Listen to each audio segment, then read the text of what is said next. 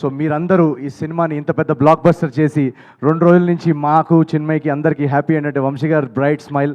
So thank you so much. మీరు ఎప్పుడు ఇలాగే ఉండాలని కోరుకుంటున్నాను. అండ్ మా సితారా ఎంటర్టైన్మెంట్స్ గురించి మాట్లాడుతున్నాను కాబట్టి మా గురుగారు త్రివిక్రమ్ గారు కానీ చిన్బాబు గారు కానీ వాళ్ళిద్దరు స్పెషల్ మెన్షన్ చేయాలి. ఎందుకంటే ఈ సినిమా చూసిన తర్వాత మేము కొన్ని బ్లాగ్స్లో గట్టిగా నమ్మామన్నమాట, సార్ ఇది ఖచ్చితంగా రేపు థియేటర్లో పేలుతుంది అని చెప్పేసి.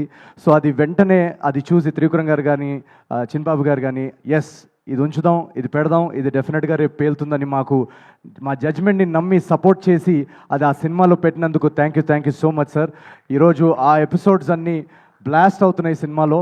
మీరు ఫస్ట్ హాఫ్ చూస్తే కనుక ఆడియన్స్ రియాక్షన్స్, నేను చెప్పింది కానీ మా టీం చెప్పింది కానీ మీరు ఇందాక ట్వీట్స్లో చూశారు, థియేటర్ బయట రియాక్షన్స్ చూశారు.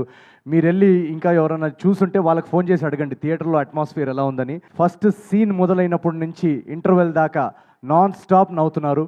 ఆ తర్వాత సెకండ్ హాఫ్లో మేము ట్రైలర్లో చూపిన పొలిటికల్ ఎపిసోడ్స్ ఉన్నాయి, మొన్న ఈవెంట్లో కూడా చెప్పాం. యాక్చువల్గా ఆ పొలిటికల్ ఎంటర్టైన్మెంట్ ఎలా తీసుకుంటారని అని క్యూరియస్గా ఉన్నాం. న్యూజెర్సీ నుంచి ఫస్ట్ ఒక వీడియో వచ్చిందనమాట పొలిటికల్ ఎపిసోడ్స్ది. అక్కడ దీపం గుర్తుకే మన ఓటు అని ఇందాక చెప్పారు కదా, ఆ ఎపిసోడ్ మొదలైనప్పటి నుంచి అంతా షేక్ అవుతుంది. న్యూ హ్యాంప్షైర్లో ఎక్కడో పెట్టారు వీడియో.